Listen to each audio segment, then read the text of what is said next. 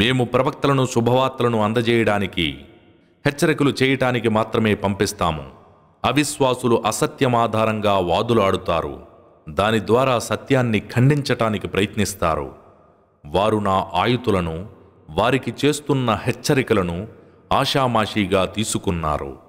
తన ప్రభువు వచనాల ద్వారా హితబోధ చేసినప్పటికీ విముఖత చూపి తన చేతులతో ముందుగా చేసి పంపుకున్న దానినే మరిచిపోయిన వానికన్నా ఎక్కువ దుర్మార్గుడెవడుంటాడు?